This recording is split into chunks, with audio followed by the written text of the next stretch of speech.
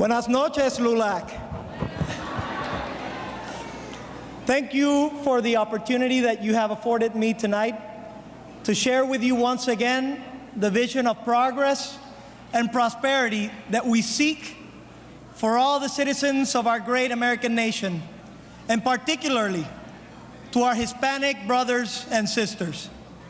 My appreciation to Roger Rocha, LULAC National Presidents, to past presidents Margaret Moran, Rosa Rosales, Hector Flores, Belén Robles, Rick Dovalina, and all the distinguished guests from our national board, and of course to our speaker, Loretta Lynch.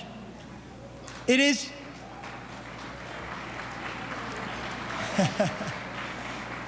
indeed an honor to be addressing all of you tonight. For many years now, LULAC's National Convention has been a special platform for sharing our common objectives and vision regarding civil rights of our people. That's my one-year-old daughter. She's crashing my party.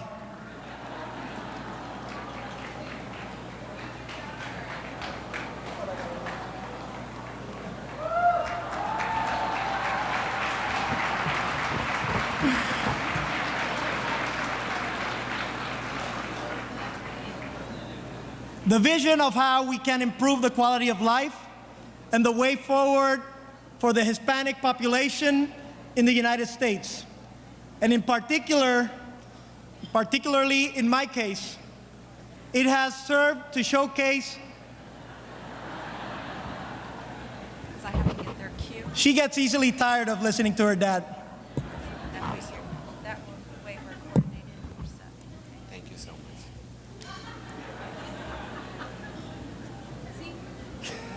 She is the future. That's I was right. mentioning that. She is the future. Un aplauso para la nena.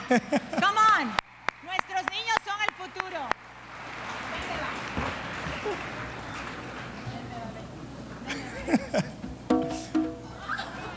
She plays the congas as well. While we all know that my island has been making national headlines very lately because of economic and fiscal turmoil, the truth of the matter is that now is the best time ever for Puerto Rico to define a clear path forwards towards prosperity and towards growth. Now is the time for the phoenix to arise from the ashes. Now is the time to make Puerto Rico the first fully Hispanic state in the American nation.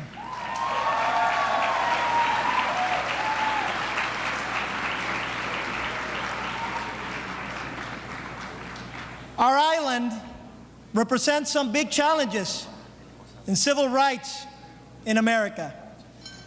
Yet it also affords a great opportunity for the whole Latino community.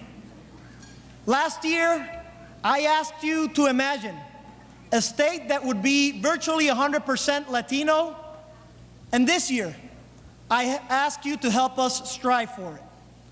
This Latino state would be the 27th most populous state in the nation, and it would be the 4th most populous Hispanic state in the nation. A state that would have 2 senators and 5 to 6 House representatives, to be stalwarts in the fight for all Hispanics in the United States. I challenged you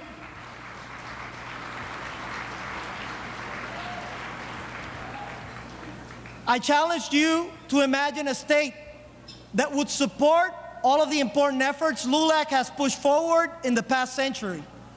A state that could serve as a natural, geographic, and cultural connector to the rest of the Americas, providing the exchange of languages, commerce, influence, and ideas that help define all of us as Hispanics and as Americans. A state that could be a center of higher education development, having many accredited universities that can provide a bilingual education where future Hispanic American scientists, doctors, engineers, and professionals can start their careers and influence their respective fields in the US and globally. Our 51st state would be a beacon to highlight the fight for Hispanic issues. With 2 senators, 5 representatives, our 51st state will work together with the entire Hispanic community to advance educational and employment opportunities, fair treatment of immigrants, access to health care, and so many other issues that hit close to home in so many of our communities nationwide. With our 51st state under our belts, instead of working in silos, partition objectives, I envision a strong national community of Hispanics working together, not separately, on issues that concern us all. Well, this year, that vision is becoming closer than ever. But the fight must continue. Culture and social diversity continue to evolve in the United States. And our society grows richer as the Hispanic community integrates into a nation that was founded on the principles of liberty and democracy. As a nation, we've had a long-standing tradition of uniting in times of crisis and aiding those that lack those liberties and those civil rights. However, at this time, the government of the United States does not have the moral wherewithal to talk about democracy in Cuba, Venezuela, or any other parts in the world while having 3.5 million citizens under conditions of inequality in Puerto Rico.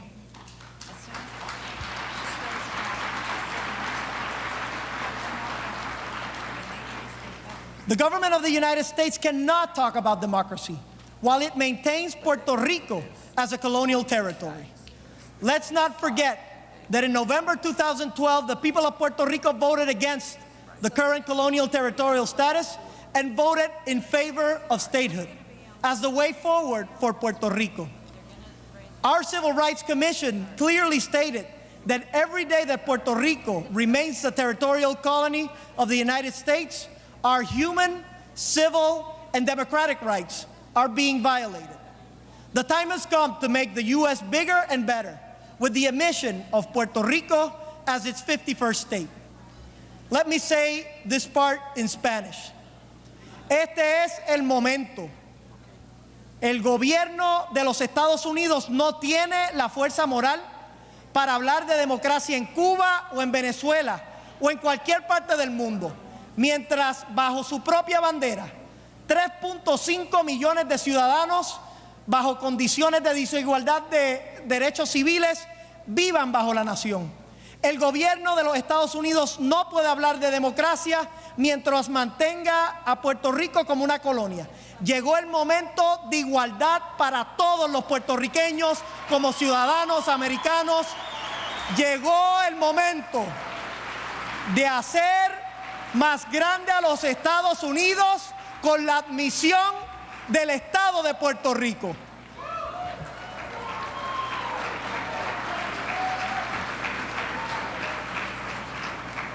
Both national parties, Democrats and Republicans alike, have included language in their platforms supporting the right of the people of Puerto Rico to become a state of the Union, if they so choose, and have made a commitment to push forth that option through Congress.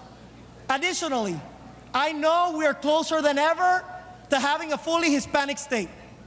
I am running for governor of Puerto Rico, and together with my running mate, Jennifer Gonzalez, heading to Congress as our first female resident commissioner, we will be presenting legislation to begin the process of Puerto Rico's admittance as the 51st state of the Union.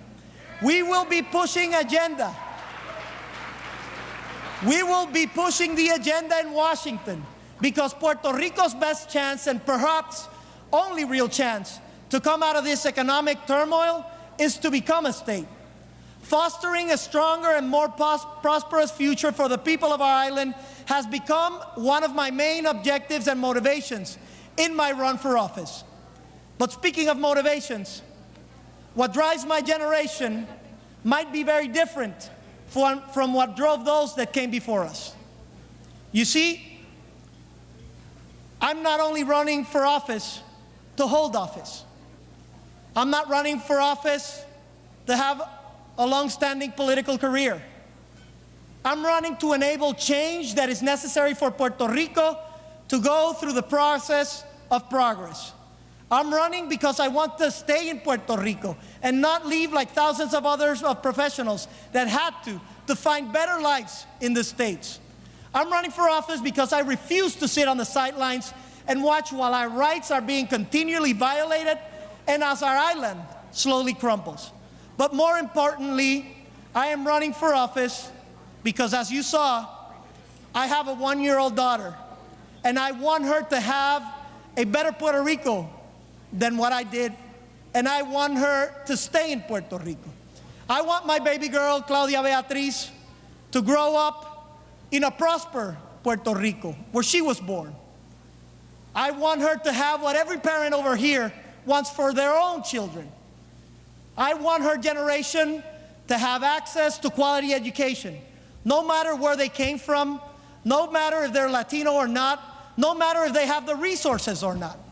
I want her to be able to get quality health care if she needs so, and get equal pay for equal work. I want my daughter to be in a better Puerto Rico than the one that was left for us. And I want her to enjoy the full rights afforded to all American citizens while living in American soil and protected by the American flag.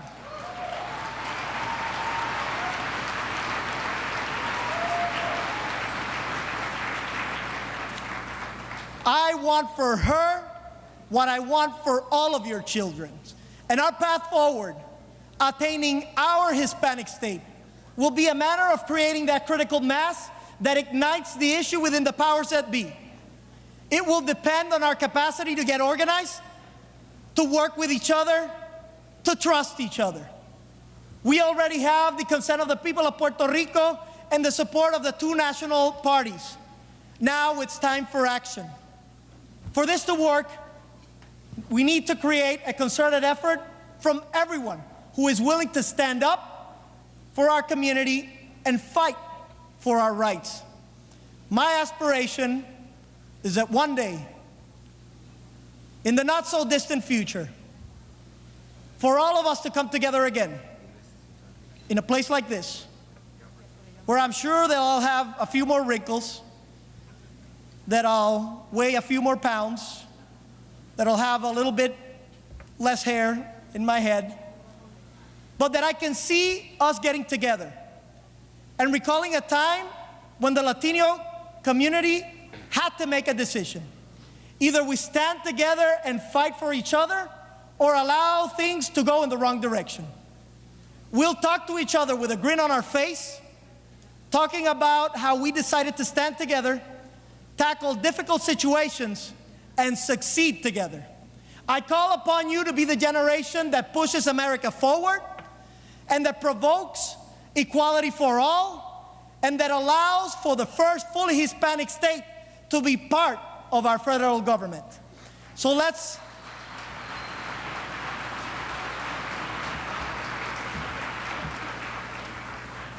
work together on immigration, on housing, on human rights, on access to health care, but also let's take ownership of Puerto Rico's request for statehood as a national Hispanic and Latino issue. It is in our best interest to do so. Let's form a united front together to gain greater national power, to battle inequality, provide opportunities for all our people.